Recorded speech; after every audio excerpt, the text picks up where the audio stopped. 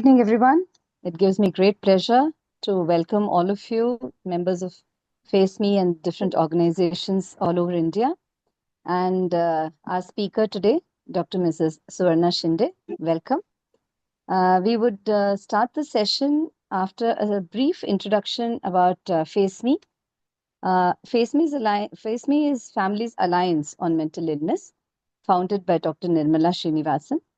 It operates at a pan-India level to ensure optimal scope for the delivery of psychiatric services provided by the government, particularly those in urban metros and cities. We operate as a community of family volunteers working for the wellness, security, and dignity of our loved ones under treatment for mental illness.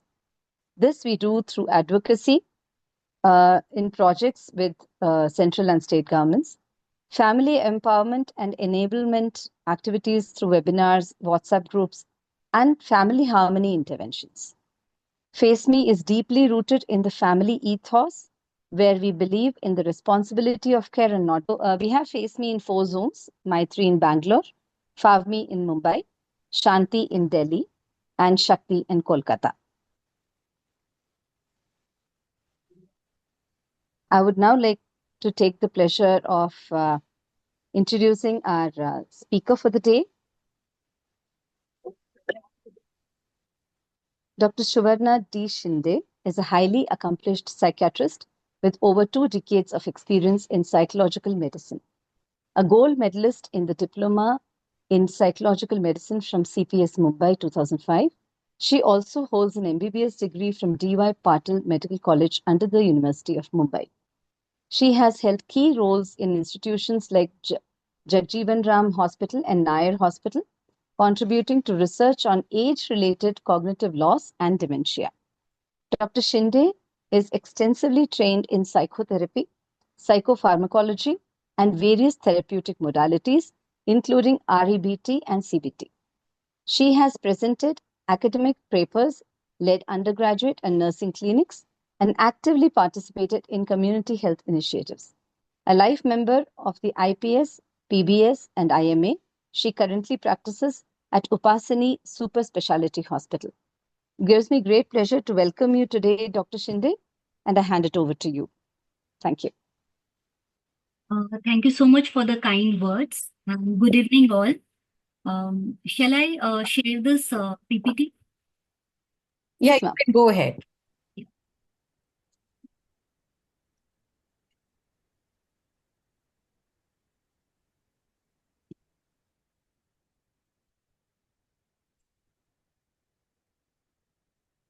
So,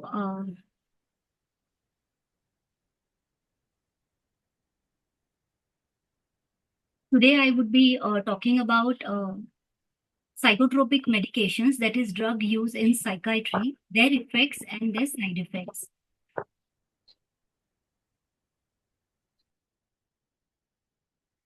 I would be covering what are psychotropic drugs, and then individually I would be talking in detail about antipsychotics, antidepressant, mood stabilizers, anticholinergic and antihistaminergics, sedatives and hypnotics, psychostimulants and non-stimulants, and dementia drug.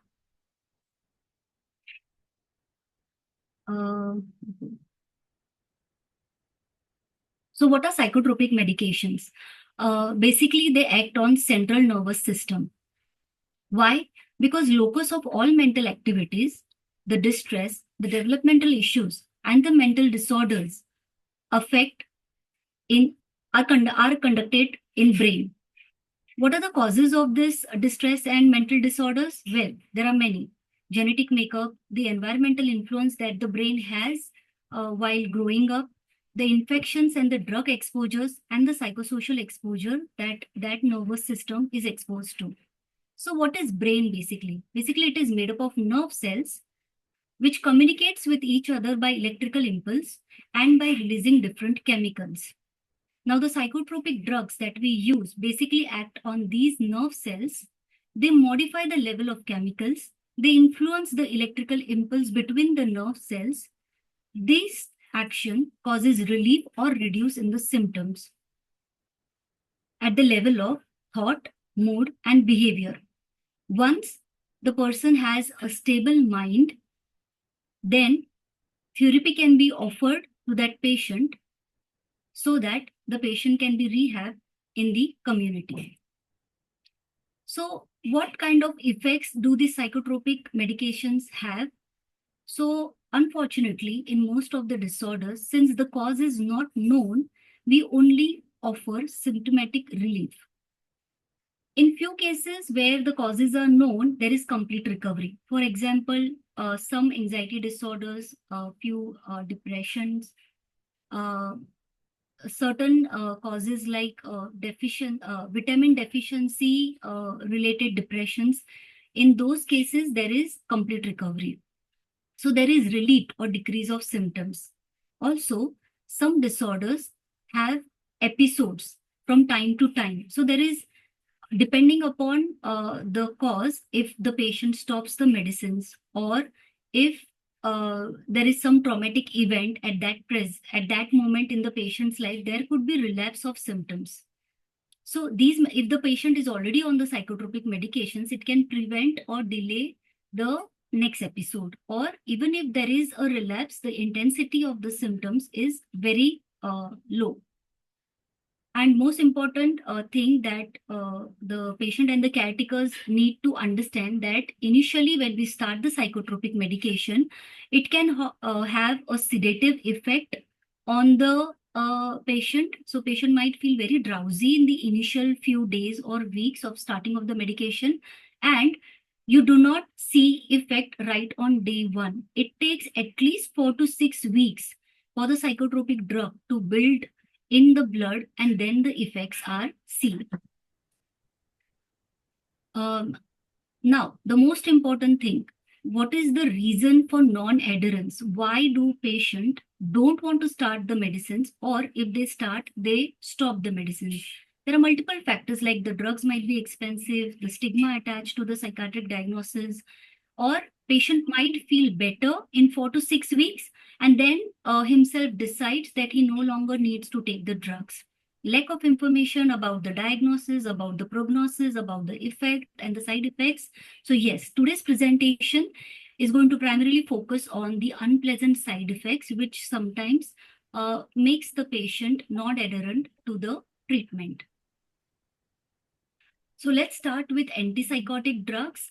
They are basically used for disorders like schizophrenia, manic phase in bipolar disorder, in major depression with psychotic features, in Tourette syndrome where we see motor and vocal tics, in control of intractable hiccups, in dementia, delusions, and in aggressive behaviors. So how do they work? So they basically treat hallucination, delusions, and disorganized behavior by decreasing the chemical called dopamine in the brain. So in brain, there are primarily these 5 chemicals on which our psychotropic drugs work. That is dopamine, serotonin, norepinephrine, glutamate, and GABA. Antipsychotics also act on norepinephrine, acetylcholine, and histamine receptors, because of which, along with the effect, we find side effects.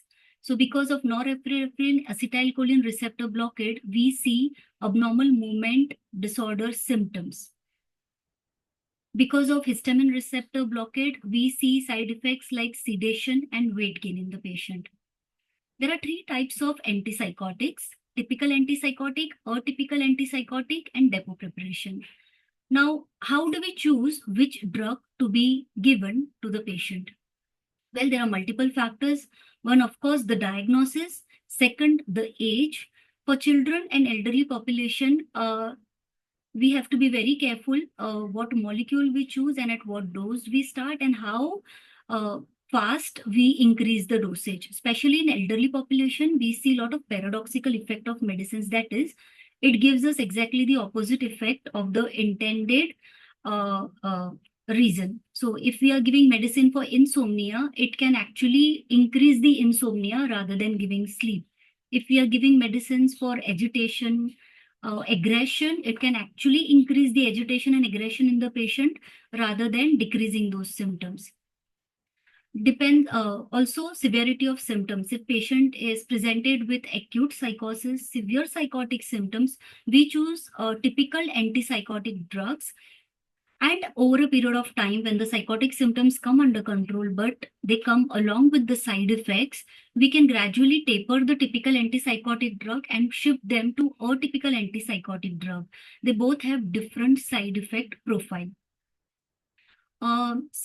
We have to take into consideration the comorbid diagnosis that the patient might be having at the time of the episode, like what is their renal function, like liver function, if they have any cardiac issues, if they have any blood disorders. Most of the drugs primarily get metabolized in the liver.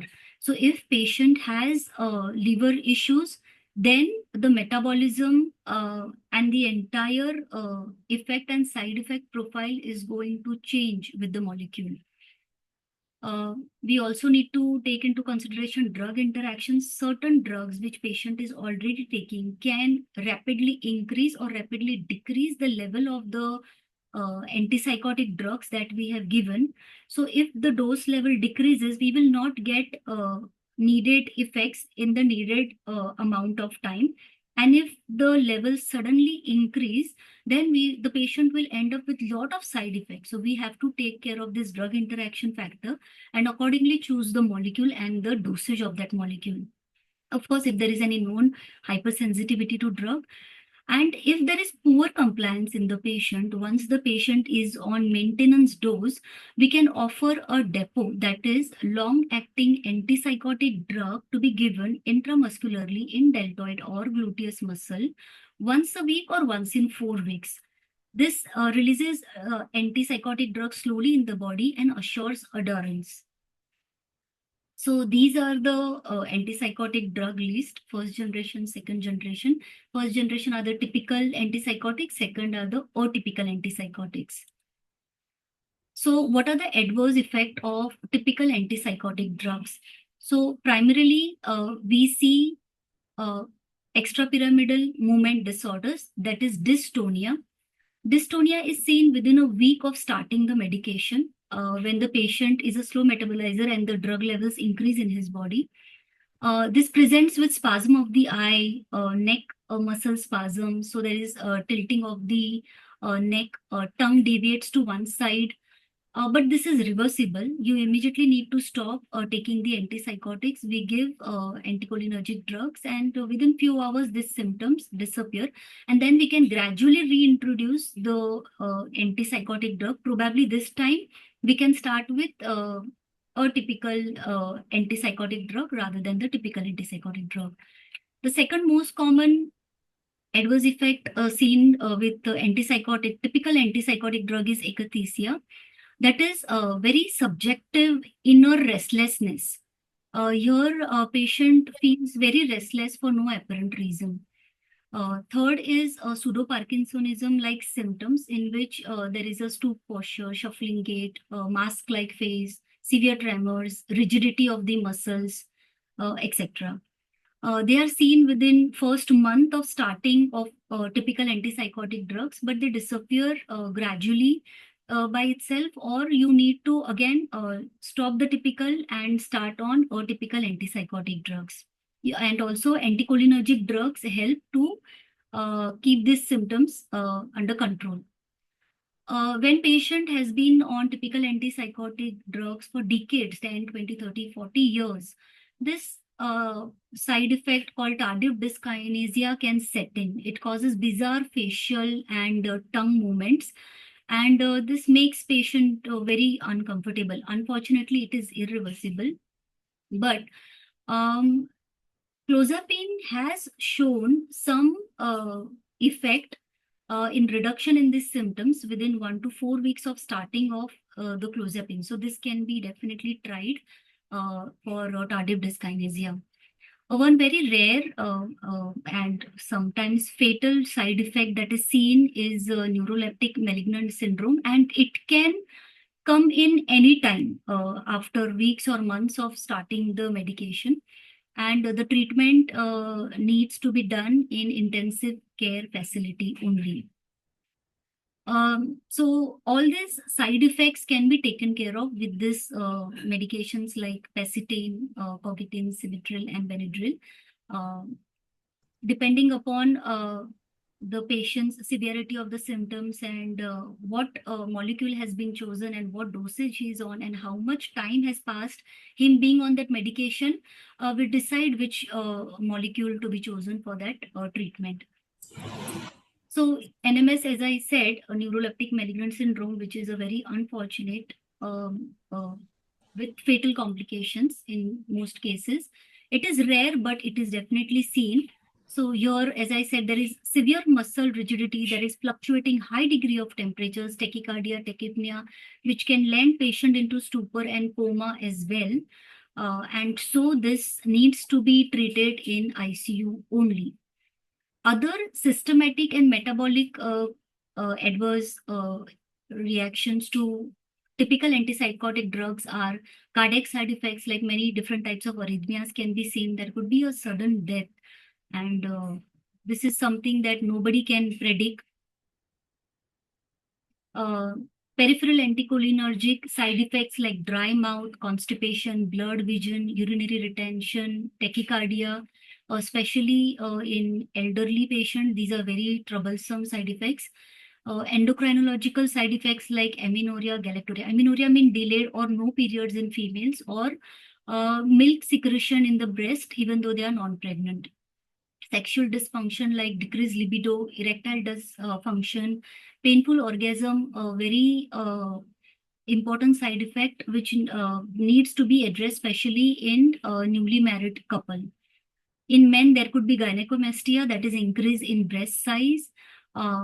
There could be photosensitivity, skin rashes. Photosensitivity meaning when you are exposed to hot sun, direct UV rays, you can get skin rashes and pigmentations. These drugs causes decreased threshold to seizure. So people who are prone genetically to get convulsions, these medications increase the likelihood of getting seizures. Orthostatic hypotension meaning decrease in BP. So when the person is trying to get up from the bed, the person might lose the balance, feel dizzy, and fall down. So to avoid this side effect, we recommend avoid dehydrating drinks like caffeine tea. We ask them to hydrate themselves well. If possible, add half a pinch of salt to the water if the patient is not hypertensive, and to gradually get up from the bed. So if the patient is sleeping on the bed, first patient is supposed to sit on the bed, let the legs be down, and then gradually get up. So there should not be sudden change in position from supine sleeping position to standing position. It has to be a gradual one. Skin rashes, as I said, patient can get jaundice. Then certain side effect like agranulocytosis, that is a gradual decrease in WBC, which can later cause a lot of infections. So if we do not have any other option apart from clozapine, and if the patient is really responding very well to clozapine, this agranulocytosis can be addressed. Ophthalmological side effects like pigmentation of retina, which can lead to partial complete blindness, conjunctiva discoloration, and of course, overdose of medicines, which can be life-threatening. Now, let's see what are the side effects of atypical antipsychotic drugs.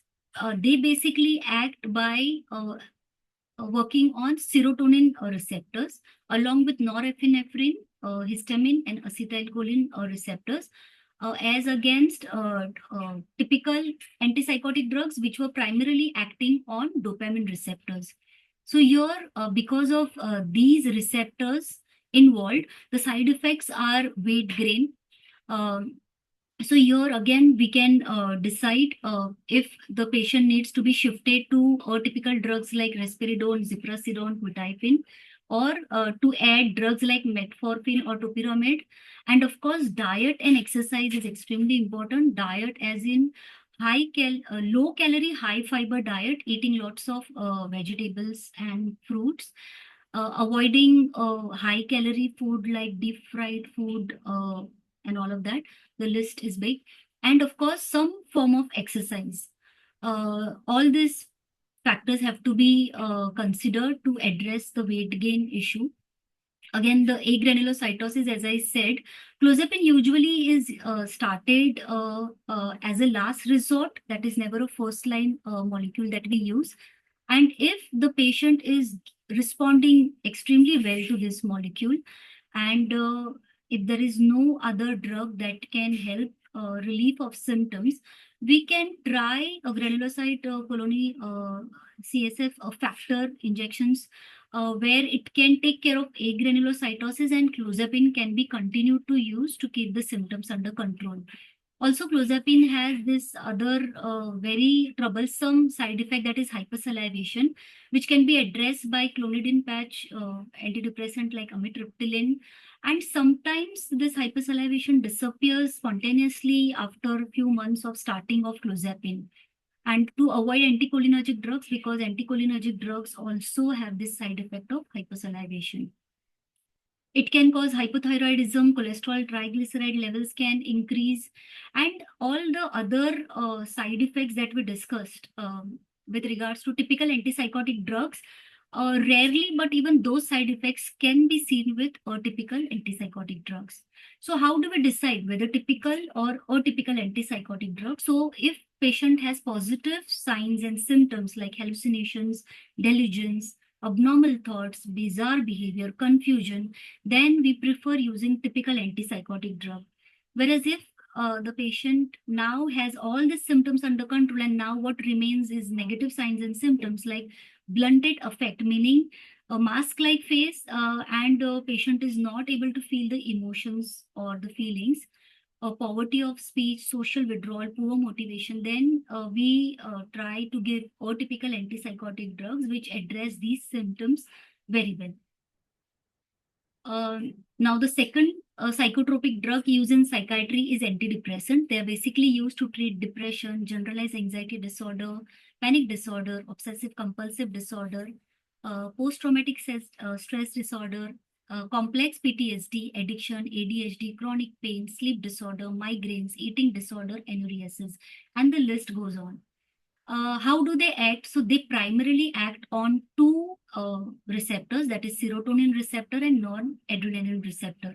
So depending upon which chemical or which receptor they are acting, we have different classes of antidepressant. So SSRI primarily acts on serotonin chemical, SNRI acts on serotonin and norepinephrine both, whereas NDR acts on norepinephrine and dopamine.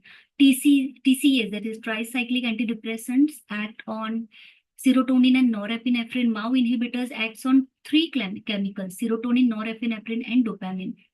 And there are many more classes. This is just in brief.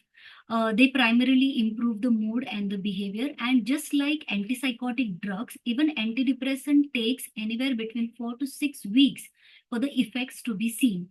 So it's very important to tell the patient and the caretakers that you will have to be patient and start the medicines, and you will see the effects only after 1.5 months.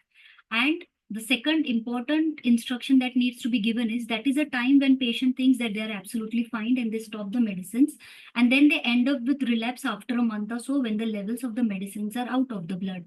So not to stop the medicines when they start feeling little better after 1.5 months after starting the medicines.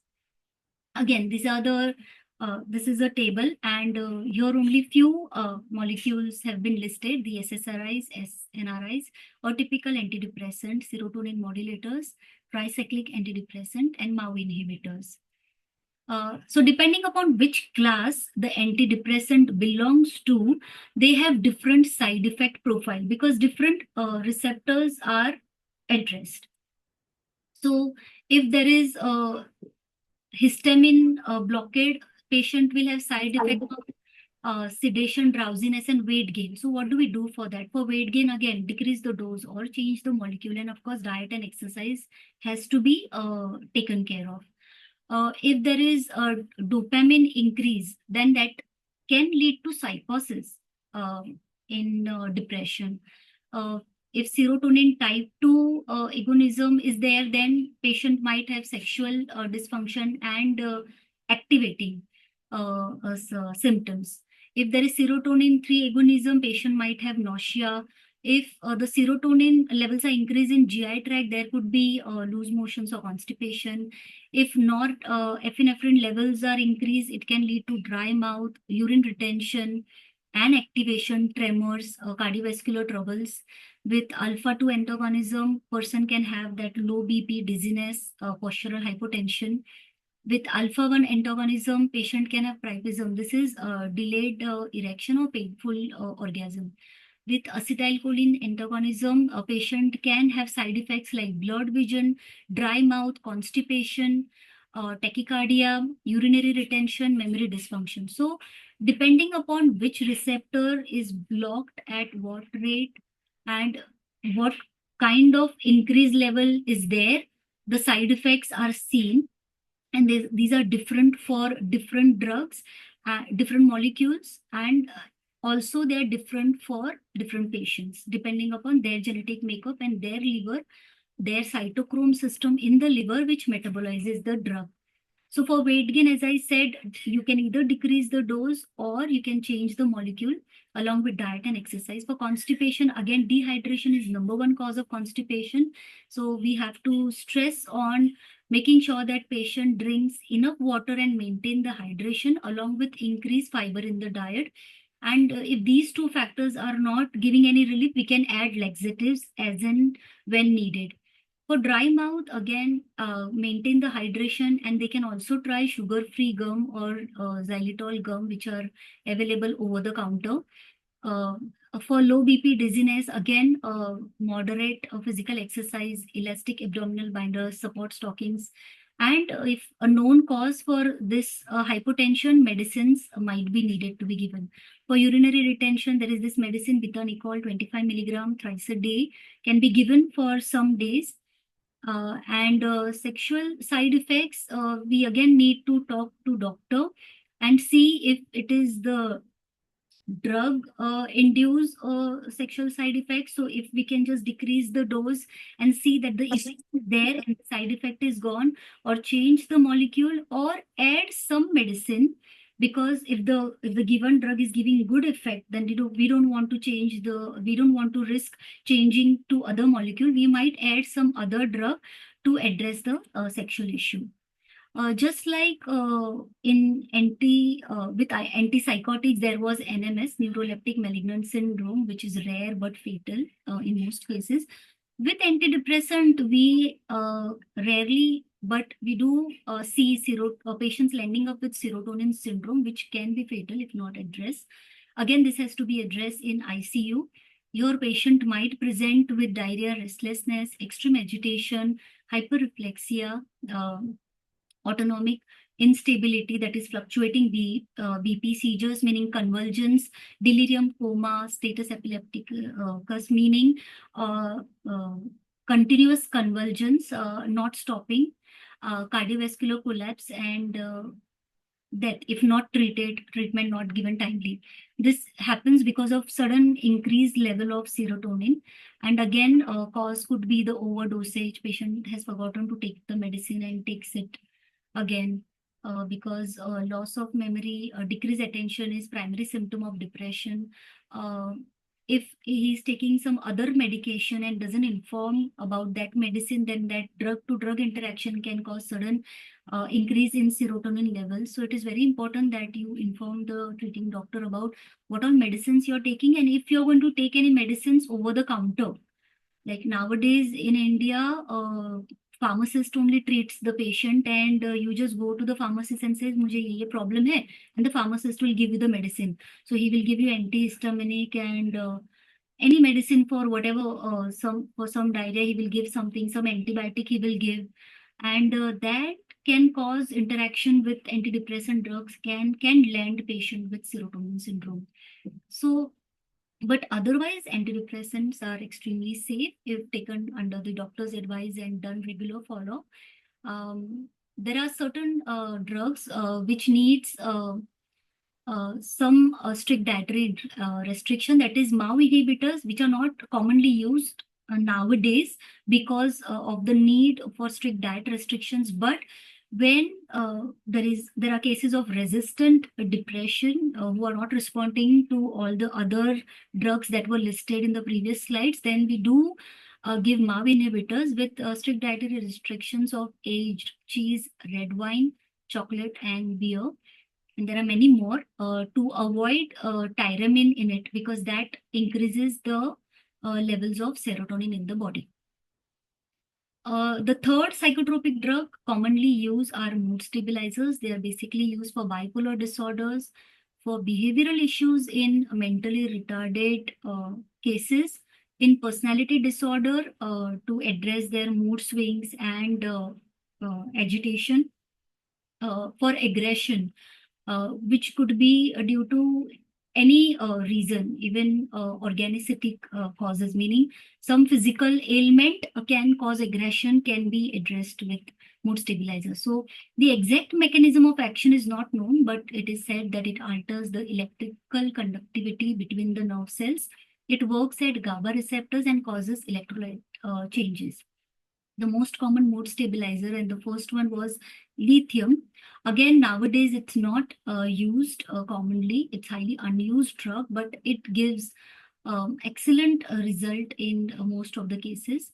And other newer mood stabilizers are carbamazepine, sodium valproate, gabapentin, clonazepam, lamotrigine, and topiramate. Now, these are also called anti-epileptic drugs because they are used to control epilepsy.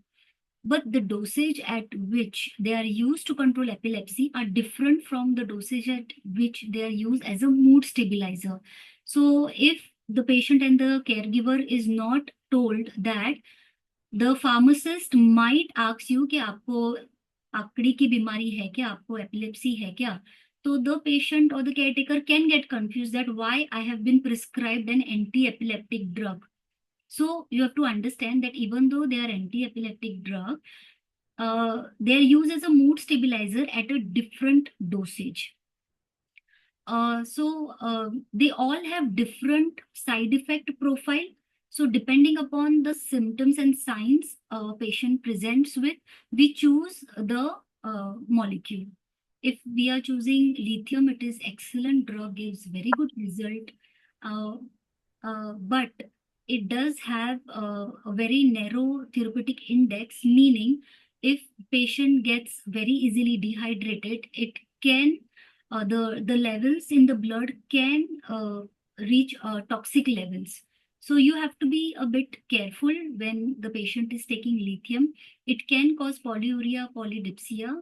So patient will keep drinking water and keep visiting the washroom. So that dynamics can suddenly put a patient into lithium toxicity levels. It also has commonly seen there is a risk to thyroid and kidneys with lithium. So how does patient present with lithium toxicity? They have severe trauma, tremors, GI upset, that is gastrointestinal upset. They have slurred speech, mental confusion, decreased consciousness. They can end up with stupor, coma. They can have seizures, severe hypotension. Sorry for the spelling mistake. So these are the symptoms. So when we see these symptoms, you have to immediately stop the medicine. So these are the 4 common mood stabilizers that we use, and they have this profile of side effects. So we have to be watchful about what side effect can come. So with carbamazepine, just like clozapine, it can cause agranulocytosis, aplastic anemia. With valproate, liver failure happens. So we need to keep monitoring liver functions. It can cause blood dyscrasis, thrombocytopenia, that is decreased level of platelets, which can cause sudden bleeding in the patient. So with mood stabilizers, we have to monitor patients' blood for liver and renal functions. And again, can't emphasize how important it is to keep the body well hydrated. Again, these drugs, they have a lot of drug-to-drug interaction. So when the patient, so we need to know what are the drugs that patient is already taking.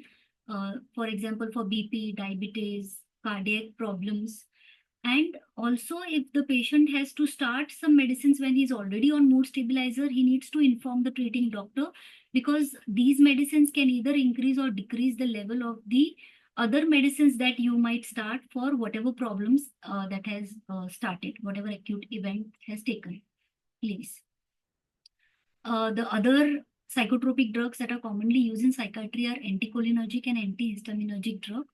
Anticholinergic drugs like benzotropine, procyclidine, trihexyphenidyl is used for antipsychotic induced movement disorders like Parkinsonism, like symptoms, dystonia and akathisia that we discussed initially.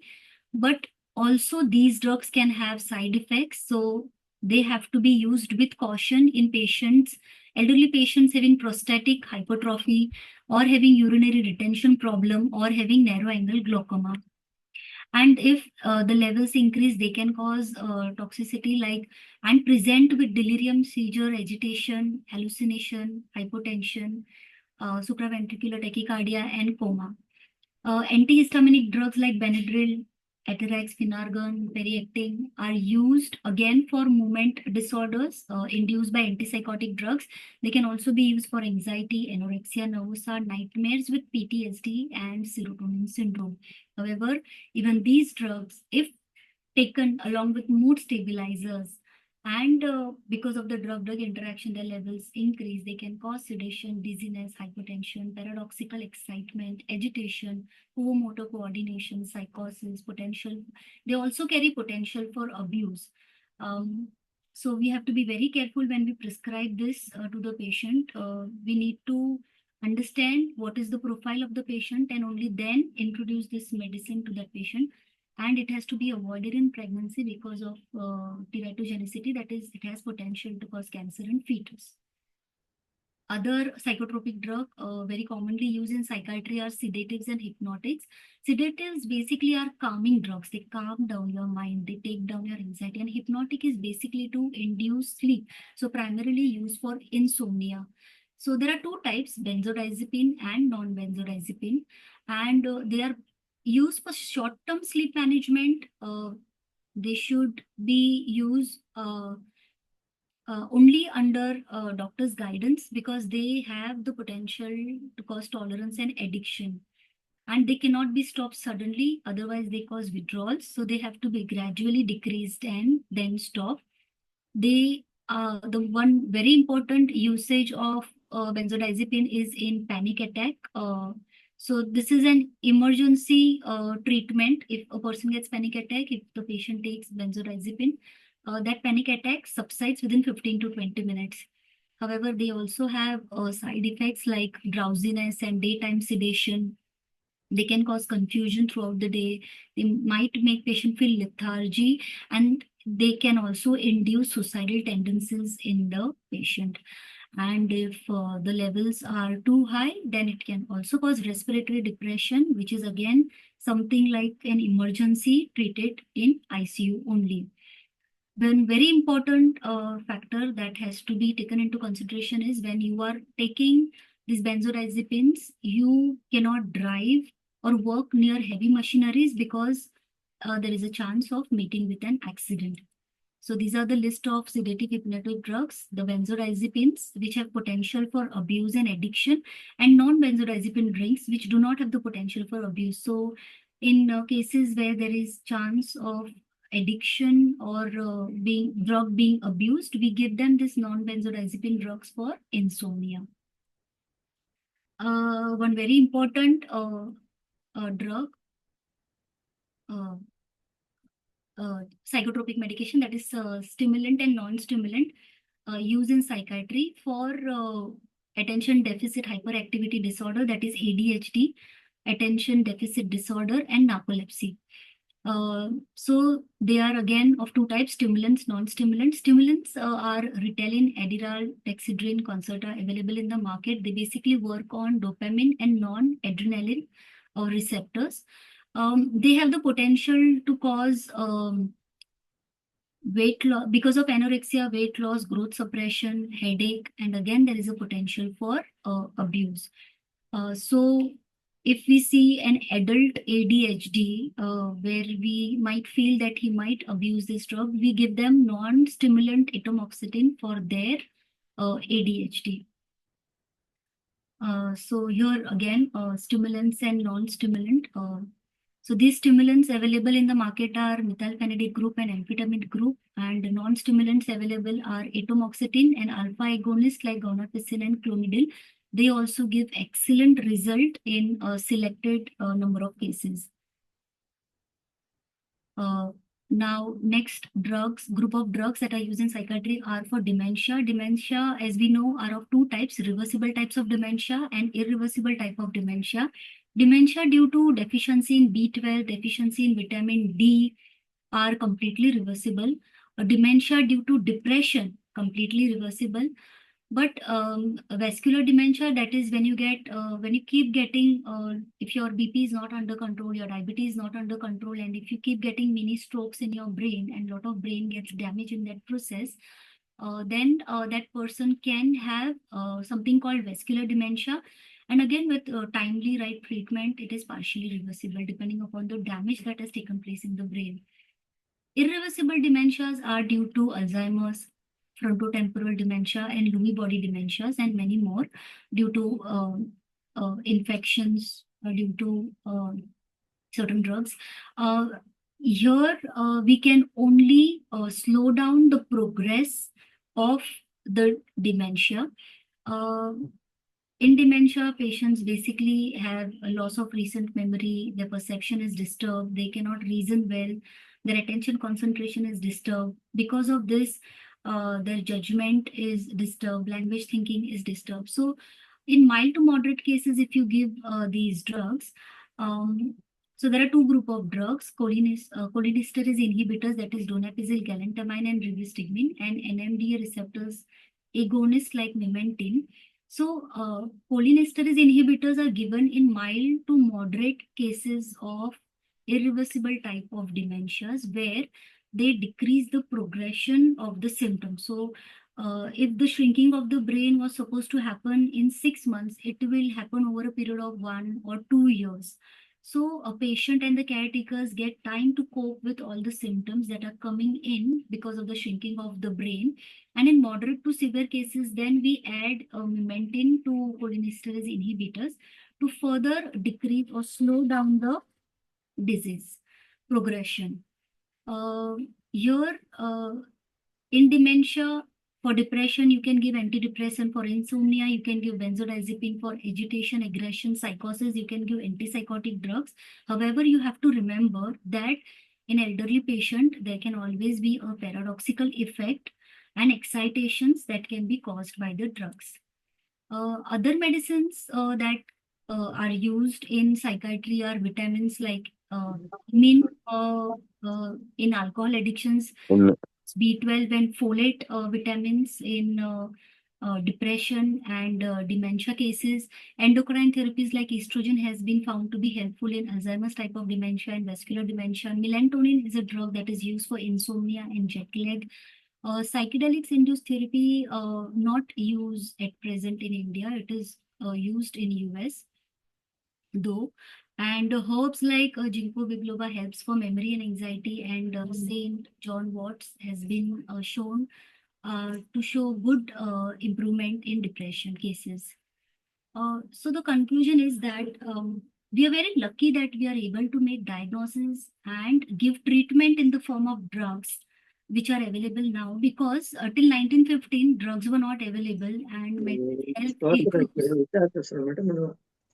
Sorry, till 1950s, the drugs were not available and mental health issues diagnosis was not really been made. And all the mental health disorder cases were just either thrown out of the house, thrown out of the village, or they were just gathered and kept in some asylum locked.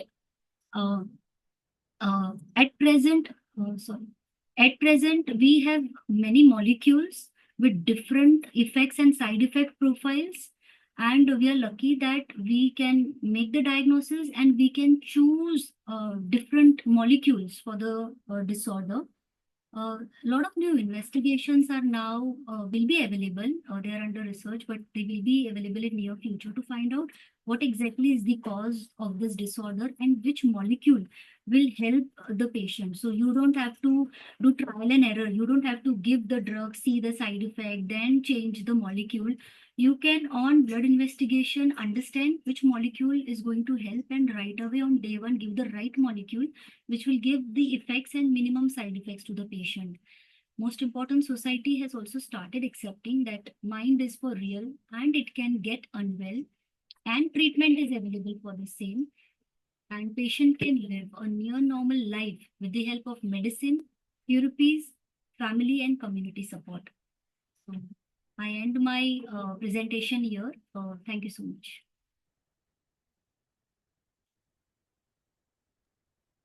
Thank you, ma'am.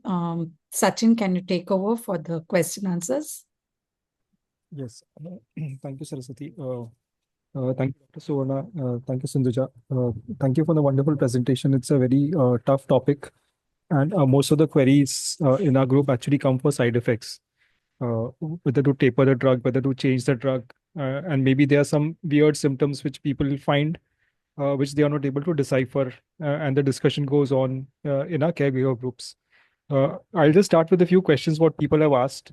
So I think one question is taking Oleans 10 milligram daily can decrease the size of kidneys, or can it cause parenchymal disease?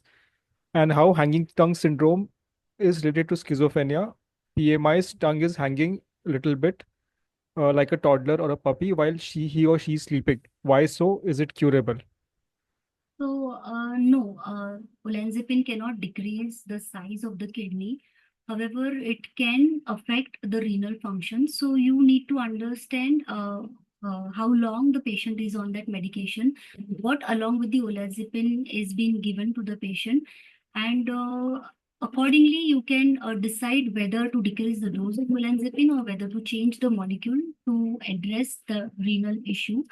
And about this tongue syndrome, it is again related to that antipsychotic induced extrapyramidal movement disorder symptoms. So, with by decreasing the dose or stopping the typical and shifting them to atypical antipsychotic drugs and giving anticholinesterase like pacitane can take care of this symptom. Okay. Thank you.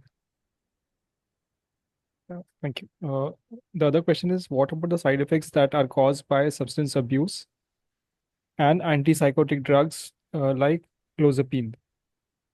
What are the side effects caused by substance abuse and antipsychotic drugs? So, substance abuse is a different topic altogether. It would take another 1 hour just to talk about substance abuse side effects. There are many drugs that come into this category.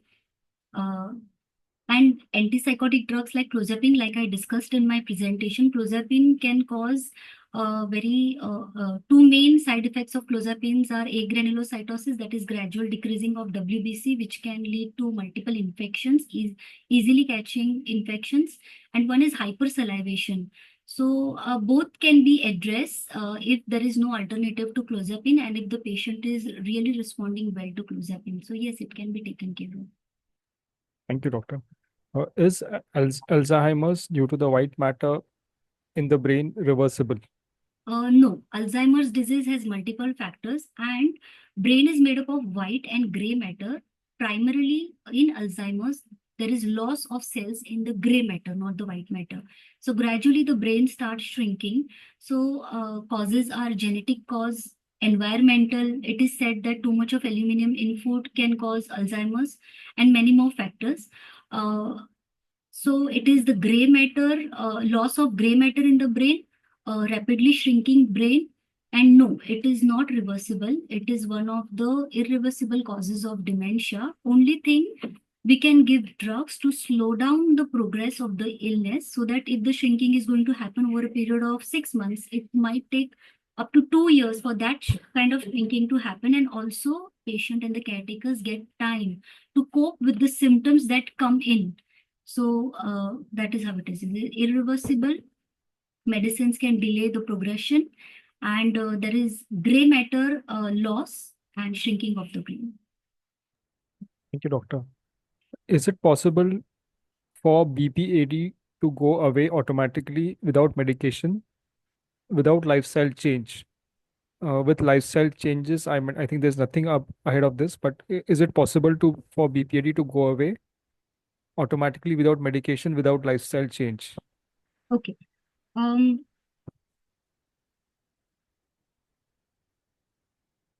So again, just like schizophrenia, bipolar disorder is also has genetic cause, family history. It is hereditary, and also exposure to the environmental toxins, infections, some drugs. So because it is multifactorial, we do not have the cure to the disorder, but we do control the symptoms with mood stabilizers. And if there is psychotic episodes, we add in antipsychotic drugs for some time. It is not related to your personality or to your lifestyle changes, but the symptoms can be kept under control with medications. In bipolar disorder, it has episodes of depression and mania, and there is a time when the mood is completely stable. Even though the mood is stable, patient has to be maintained on mood stabilizer on a lower minimum dosage and less number of molecules. But this is a time when patient stops the medicine, and then he has early relapse and a severe relapse. So this is something that is very important to be addressed on day one to the patient, that for bipolar disorder, just like BP and diabetes, you have to take medicines for the rest of your life. And as the episodes come, the dosage goes up and down. So we have to keep the symptoms under control by taking the medicines regularly. Yeah, thank you, doctor. Neurofeedback using EEG or MAT medicines along with behavioral therapy in treatment of drug-induced disorders. So I think this is a question which Suresh ji has asked, but maybe I think we can take it at the end of this because there's no a side effect which we are looking at. Suresh ji, we'll just take it at the end of this after the question. Is there a connection between ECT and dementia? Also, could decades of taking antipsychotics lead to dementia?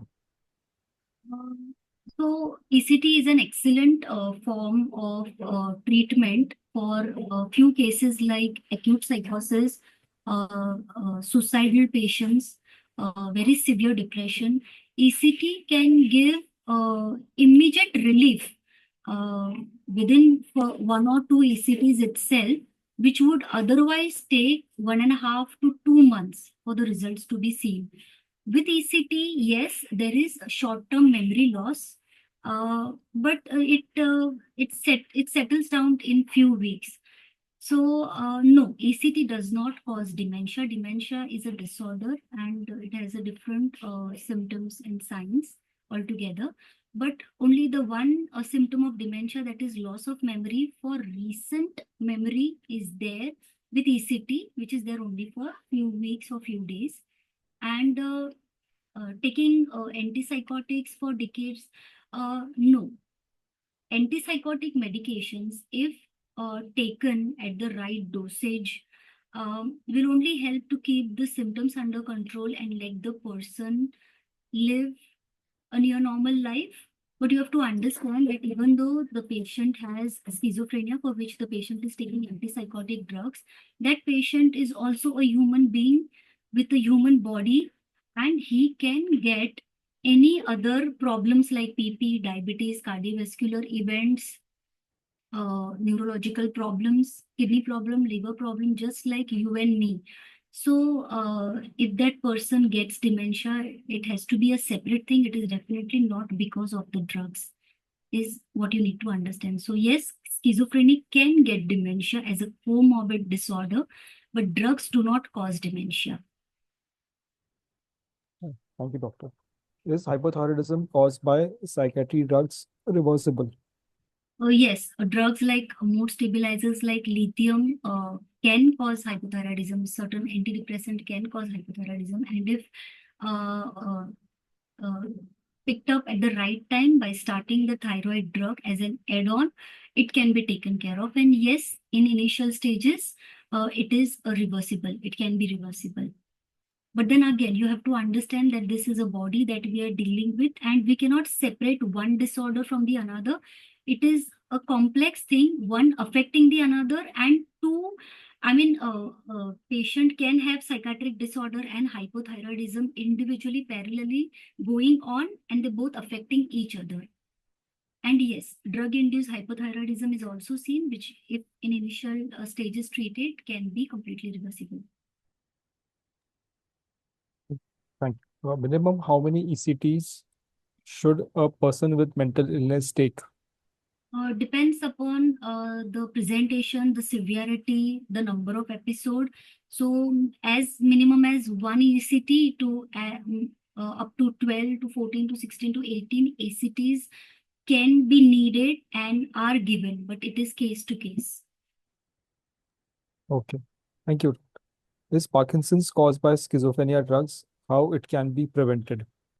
As I covered in my presentation in antipsychotic side effect slide, that yes, and typical antipsychotic drugs can cause Parkinsonian-like symptoms where there is mask face, tooth posture, tremors, and all of that. And with the anticholinergic drugs, these symptoms can be reversed, can get under control. And if there is no need of typical antipsychotic drug, you can gradually taper and stop it and shift the patient to a typical antipsychotic drugs who rarely cause this kind of side effects. Thank you. Can haloperidol 5 milligrams and risperidone 1 milligram taking for 29 years cause dementia? No, this is a similar question that I answered. So no, the drugs do not cause dementia. Okay. I think you've answered the next one. Is bipolar schizophrenia a genetic one? Yes. Yes, one of Oh. the positive factor is genes. It runs in family, and then environmental factors can also cause these disorders. Reducing the dose of amisulpride gradually from 50 to 100 to 50 milligrams cause marked unsteady feel and gait. How to address this? Now, after resuming 100 milligrams of the medicine, unsteady feel is not reversed. How to address this unsteady feel, doctor? So first is when you reduce the dose, you should always go very slow. So you need not directly decrease it by 50%. You could have decreased it by 25%. And again, this needs to be taken over with the treating doctor.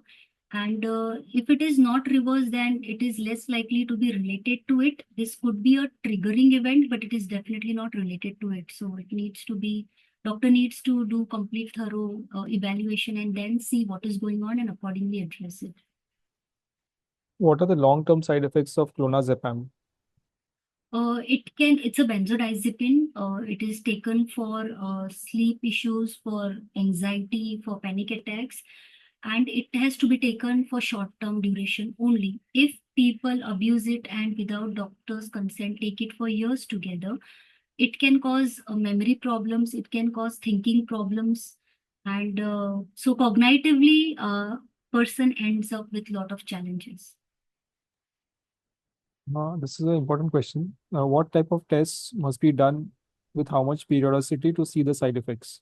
This again depends from patient to patient. So for if the patient is taking clozapine, initially we do blood tests every week, at least for first 3 months. Then we do it once in 15 days for 3 months, and then we do it once a month there onwards. So for clozapine, that kind of frequency of blood test is needed.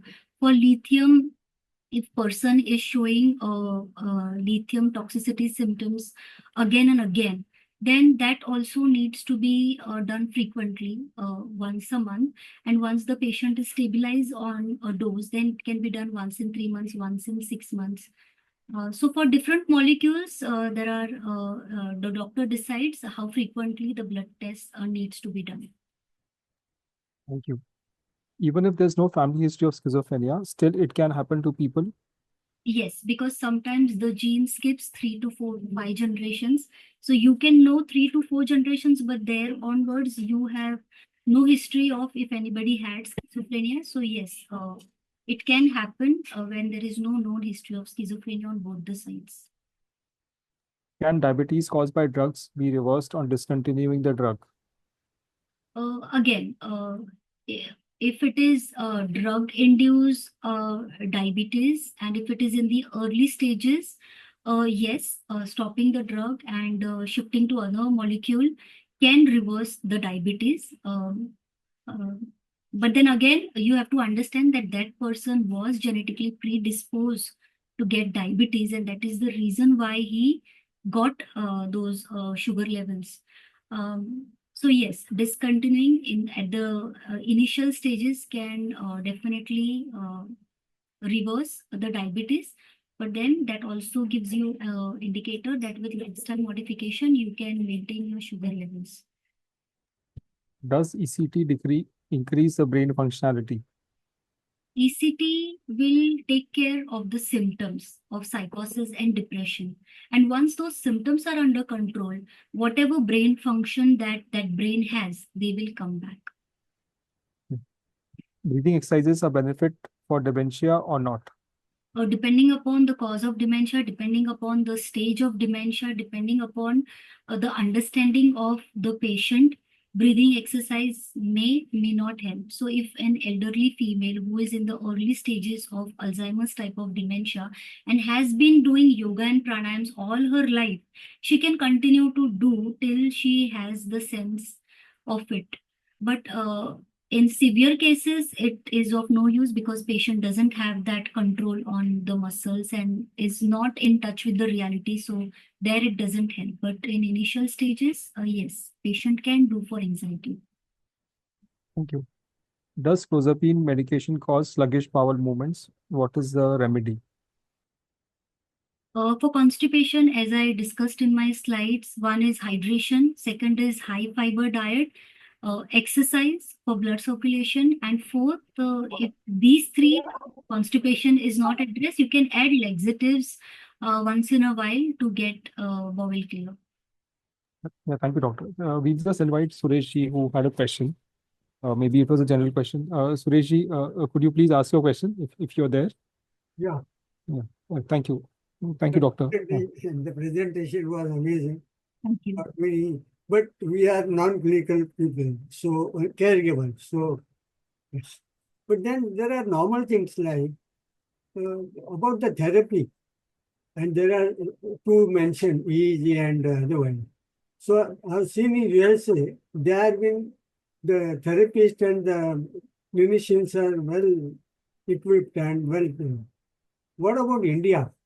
And what about the psychiatrists who no psychiatrist has seen advising the other than normal this one. And they have a prototype prescription and prototype answer. So where we have the research or something like that, where So, lot of non-pharmacological therapies are coming to India, and a lot of young psychiatrists are taking over, learning of these therapies and giving it to the clients. A matter of time, it will be accessible to all. And these therapies work only if patient is in stable state of mind. So you have to understand that this brain, it has two main centers. One is limbic system, that is the emotional center, and one is the thinking center, the frontal lobe, that is called the prefrontal cortex. Now, when the limbic system, the emotional center, is overwhelmed, be it depression, be it mania, be it psychosis, these are the three main symptoms that are seen in psychiatric disorders, right? When the limbic system, the emotional center, is overwhelmed, the thinking center stops working. Mm. And in this state, patient is not ready for any therapy. Mm. So with medicines, first, when the limbic system settles down, When the thinking center opens up, when the patient is in stable state of mind, meaning patient is able to pay attention, patient is able to understand what is being told, is able to process it, and then able to implement it. Because in therapy, you are given strategies, and then those strategies have to be practiced on day-to-day basis, and then it gives results. So under the cover of medicines, these therapies have to be taught. Patient has to be disciplined, sincere. The caretaker has to help the patient with timely reminders and whatever help is needed. And with that, then there is a recovery. So yes, in US, all these facilities are easily available, but not that easily available, and they are very expensive too. But in India, our young psychiatrists have definitely taken up for all these different types of therapies, and they are now pretty much available everywhere. So if you need any specific therapy, you can definitely ask Dr. Sachin, and I can give you the contact. Yeah, this is the way, sorry to say, but No. you are telling a structured way of illness, correct? Structured way. And psychiatry or this one is not a structure. It is totally 360 degrees. So in that case, if the patient is doing well, he is meditating, high level of meditation, everything is doing. But still, if his personality is introvert, or something like squash stick or something, then his recovery cannot be measured because of his receptiveness or acceptance or going to different therapy.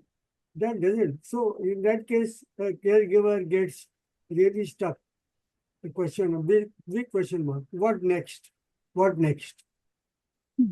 So, depends on what disorder you're talking about. If it is schizophrenia, or whether it is depression, or whether it is bipolar disorder, or whether it's personality disorder. So, so you need to understand, this cannot be addressed generally. It has to be a very subjective, client-based answer. So, what disorder are you talking about? So, being introvert is a personality. Yes. Is different from having a disorder. So introvert person can have schizophrenia, extrovert person can also have schizophrenia. Yeah. So what disorder are you talking about? I'm talking about ACD, schizoaffective disorder.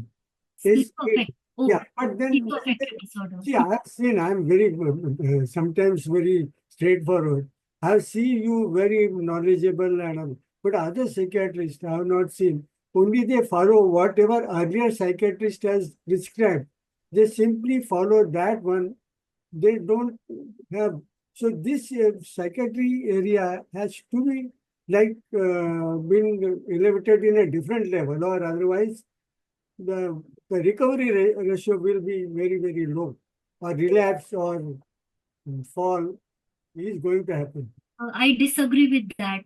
You see, you meet today's psychiatrists. They are very good. I disagree with that. So this is, do antipsychotics harm the brain and other organs by use long term? So medicines are not chocolates. Understand that. Even if you eat too many chocolates, it can harm you. It can lead to diabetes, right? Similarly, medicines, when given, if the body needs it, and if it is given in the right dosage, it will only help. By keeping psychotic symptoms of schizophrenia under control, it will let the other part of the brain to function and express well. So it only helps. But yes, along with the effects, there are side effects. So then there are certain side effects that can pop up after a few decades, like tardive dyskinesia that I had discussed in the slide. But for that also now we do have a treatment option, and in a few cases we have seen they have responded very well to clozapine.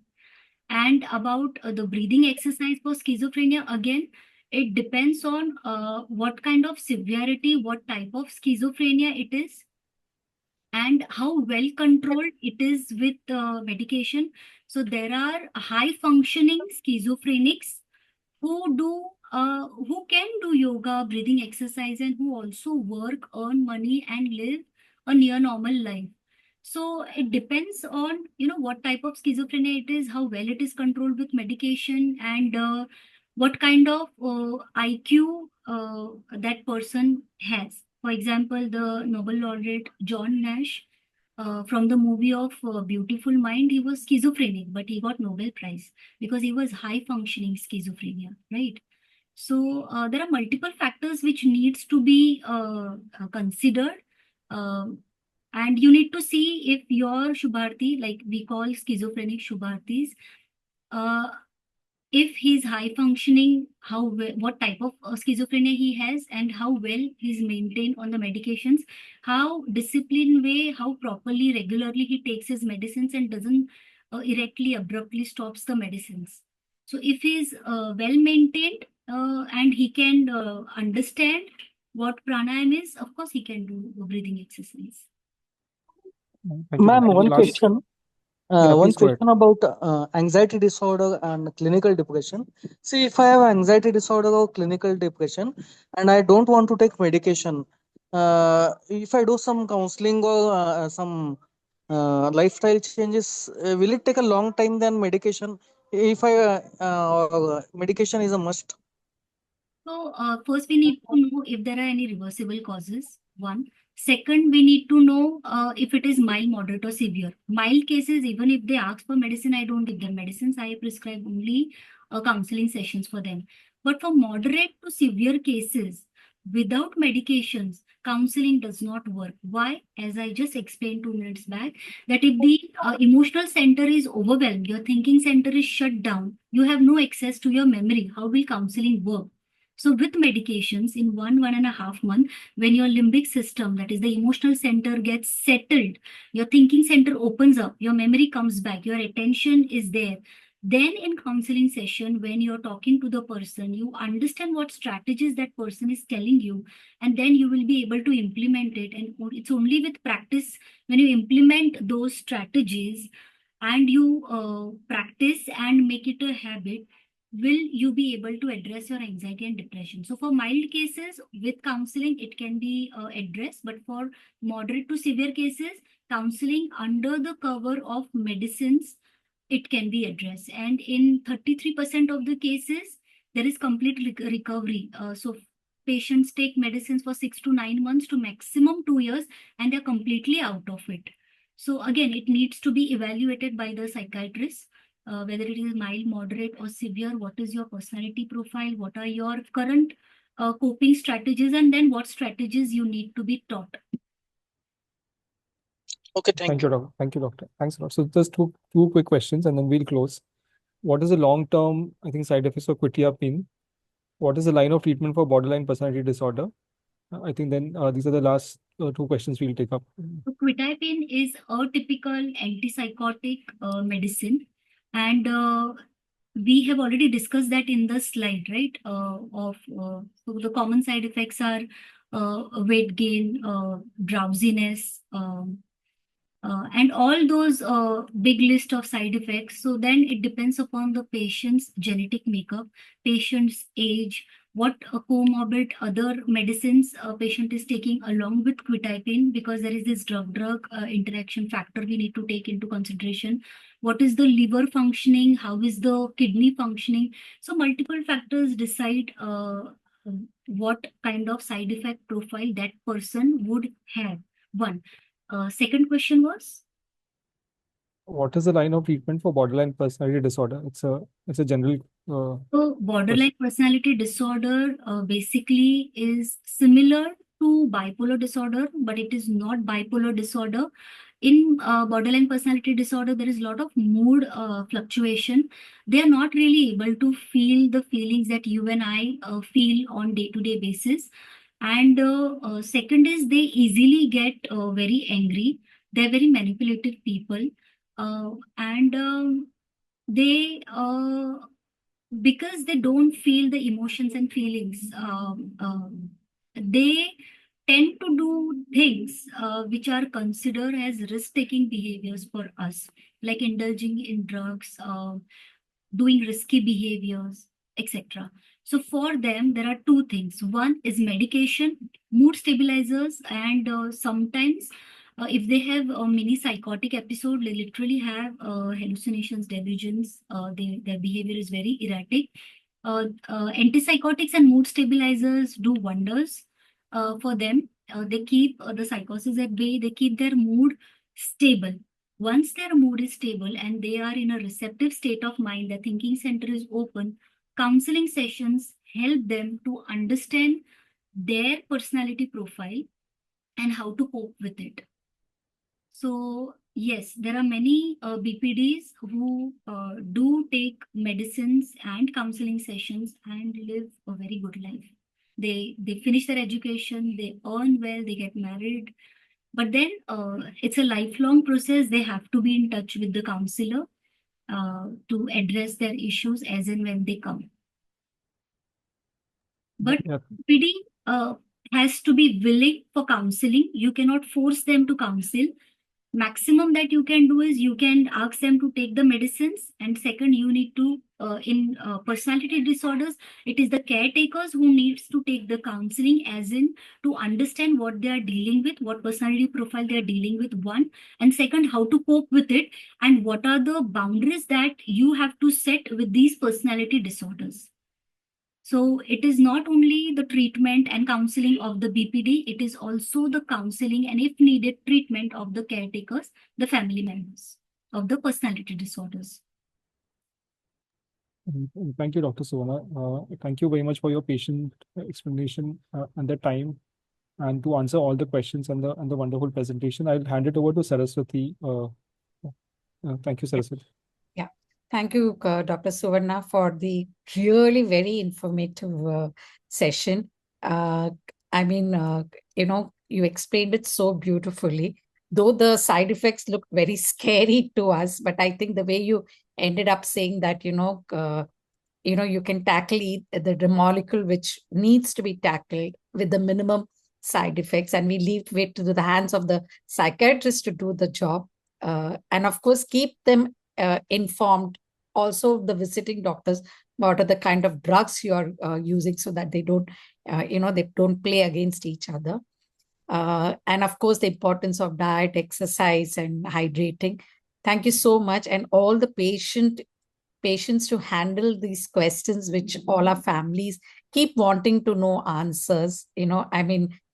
They are going through a journey, and they're always worried about their loved ones. So that's why we thought of having this session. Thank you so much for addressing these questions. And I thank all the family members also for attending this session. I'll end up with a pledge of our FACE-Me. Before that, it was a pleasure, and I hope it was not too technical. And thank you so much for having me on. Thank you so much, Dr. Suvarna. Yeah, so the FACE-Me pledge. We, the members of Family Alliance of Mental Illness, pledge to support one another and other families in similar situations and use language which conveys love and respect towards each other, and especially towards PMI. We should strive to protect and promote the rights of the PMI as enshrined in the laws of the land. On this day, we take this pledge to work towards the vision and mission of FACE-Me. Thank you so much, everyone. And hope to continue to keep giving you such lovely informative sessions. And please give us feedback as to what kind of sessions you are looking forward for us to get it organized. And thank you once again, Dr. Suvarna, for being a part of this webinar for us and introducing this subject so beautifully. Thank you. Thank you. Good night, all. Thank you. Good night, Thank everyone. you. Thank you.